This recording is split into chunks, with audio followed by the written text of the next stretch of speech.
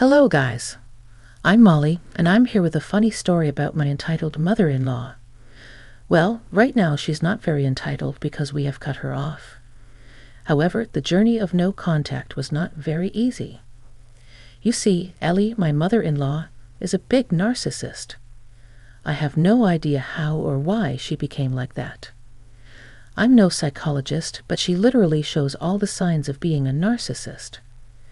Ellie is an absolutely vile, disgusting person. She is very self-absorbed and likes to think about herself only. Her son and my husband, Christian, somehow are the complete opposite of her. I think that's because he mostly grew up with his father. Yes, his parents split when he was young. He only got back with Ellie when his dad passed away from a terminal illness. And from the stories I have heard, let me just say that his mom is a controlling witch. Christian said, "My mom can be a little demanding of me. She always thinks that she's entitled to my stuff and that I'm supposed to take care of her for the rest of my life. You know, she used to take away my entire salary when I was working. In school for most of my life, I thought that parents were supposed to control their children, but that is not healthy. Christian, you were still slaving for her while she lounges away at her apartment. This is not okay. You need to make some serious financial decisions." I know Molly. I've tried to talk to her. She keeps guilting me about abandoning her or leaving her to rot. I suggested she tried to get a job, but she won't listen. I'm hardly able to wrap my student loan since I was paying her money throughout college. Yes, this absolute trash of a mother stopped working when Christian was 16. That's when he got his first job. As soon as Christian was capable of earning money, he was made the family breadwinner. Cut off from their extended family and under the control of Ellie, he always considered this to be normal. He never had friends because Ellie never allowed it. He had no phone because he couldn't afford one. When Christian came to college, a whole new world opened up to him. Ellie had tried hard to stop him from joining college. However, Christian never listened to her. After meeting with so many people and away from his mom's intense control, he understood that things were not normal. But he never stopped supporting her financially. I did bring up the issue 2 years after we started to date. I said, "Christian, you know your mother has been abusive towards you. She has manipulated you for years. She even blew through the inheritance your dad left you. Why do you still help her out?" "What can I do, Molly? She's my mom, after all. After all these years of repeatedly hearing her say that she deserved my money, I just can't get it out of my head. I don't want to cut her off completely. She's the only family I have, except you. I understand that, Christian, but you need to reevaluate your situation. You were being crippled by debt. How much longer can you bear this?" Christian had no answer to this. He knew that if he kept supporting Ellie, he would never be able to live debt-free. His behavior also often made me doubt my future with him. I knew that Ellie would become a huge problem and demand a share in everything we have. She already didn't like me or the fact that there was someone else who Christian cared about. Ellie said, "Don't think you can steal my son and his money. I'm his mother and the only one who deserves his things. You're just a gold digger who wants to take away my son. You need to stop being so dependent on Christian. He is an adult, and so are you. You are perfectly capable of taking care of yourself. Shut up, girl. Don't tell me how to live my life. I won't lose my lifestyle for a worthless girl like you. Christian will always be under my control, and I will make sure of it." Ellie's words did alarm me a lot. However, I knew that I would stand up for Christian. Unlike him, I did have a very shiny spine along with a taste for petty revenge, and that's exactly why I was able to handle Ellie without letting her hurt me or Christian. Sometimes I did have to put up with her insults, but I didn't mind. As the years passed, both Christian and I graduated college. I started to work in an art studio while Christian got a great job as a software engineer. Despite his struggles, He was a good student and managed to make it big. However, his mother continued to bleed him dry. When we finally got engaged, Ellie threw a fit about him marrying a gold digger. She said, "How can you even think of getting married now? You still have to take care of me. Getting married would be a bad financial decision." "Mom, I'm already taking care of you. I never said that I will stop caring for you when I get married, but your wife will take away all your money. You'll have nothing left for me. She doesn't earn much, and her mother doesn't do anything either. They will both become a burden to you. Excuse me. Me and my mom can get by just fine. You don't have to worry about us. I won't mooch off your son." What I didn't tell her was that she was the one who was mooching off him. I knew saying this would start an argument, and I wanted no part of it. She did take my silence as the incentive to insult me. In my family, we never spoke up because they were big on being respectable and didn't want to argue with a narcissist. Ellie continued to try and ruin our wedding, but Christian handled her just fine. He did get frustrated, but still refused to cut off Ellie. After our wedding, we settled nicely into our new house. How we got the house is not important now, so I will talk about that later. But I will tell you that Ellie was absolutely pissed when she saw that we had a new house. She called me up and said, "So you have already started to mess with my son's money. Look at you going around and buying expensive houses." Christian didn't even discuss this with me. I have no idea what you're talking about.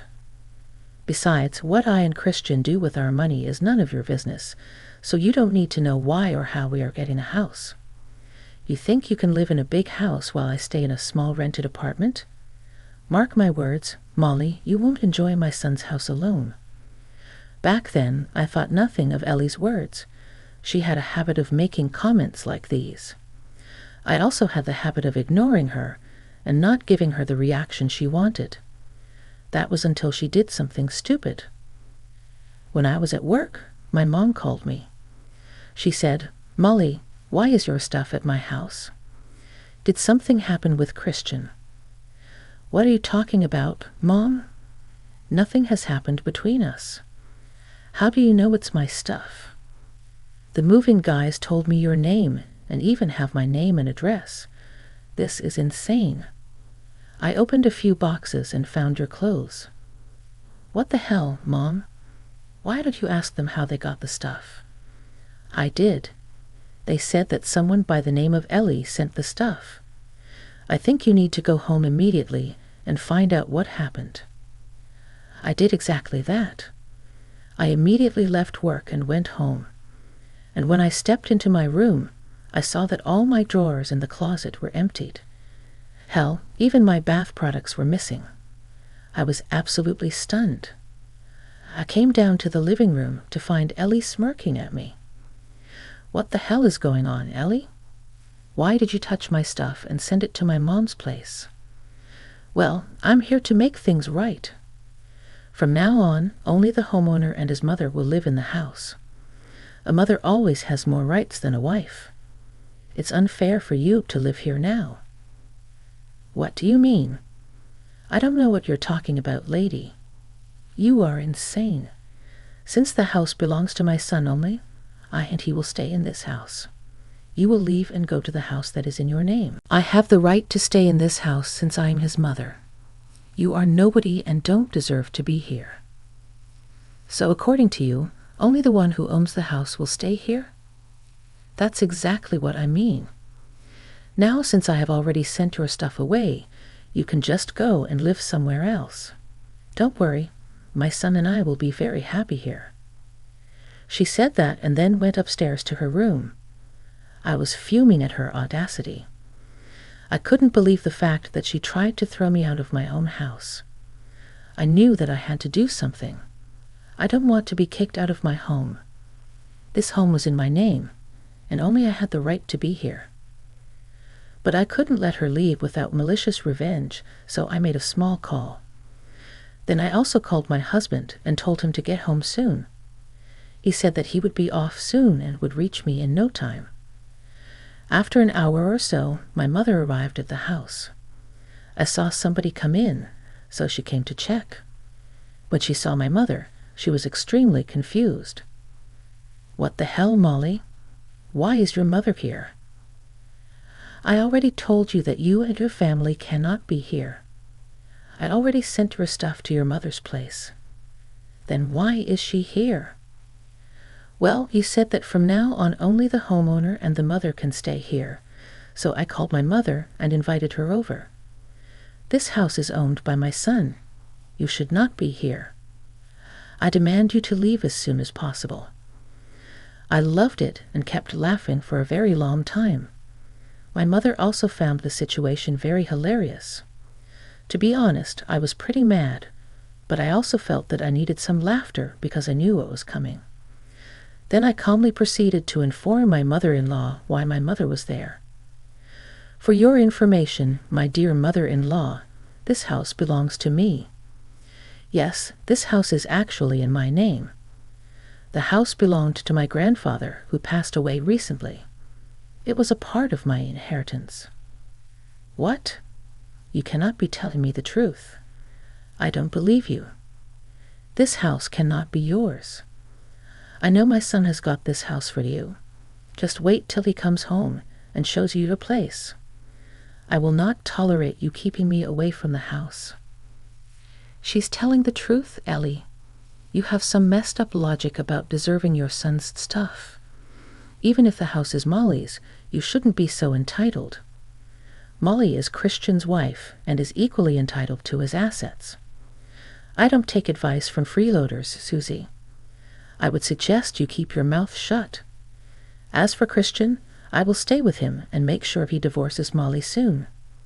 Just a few minutes after she said that, my husband walked through the front door.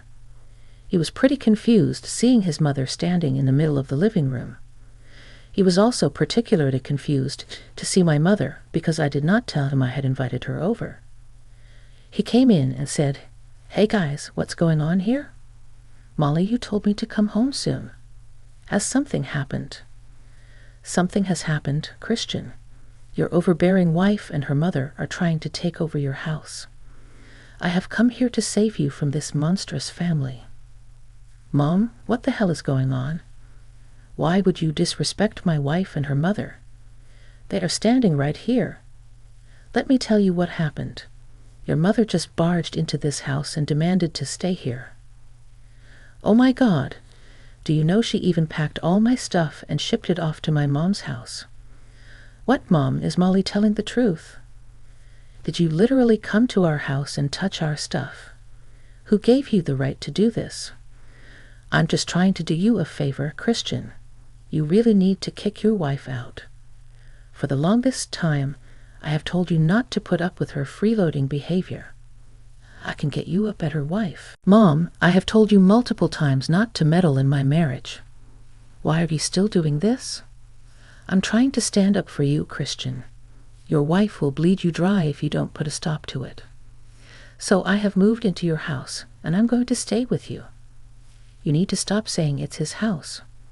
I'd already told you, Ellie, this is my house. If someone's mother has to stay, it will be mine. Christian, just look at what your witch wife is saying. I told you she's a gold digger. She's already claiming that this house is hers. Mom, stop insulting Molly. This is ridiculous.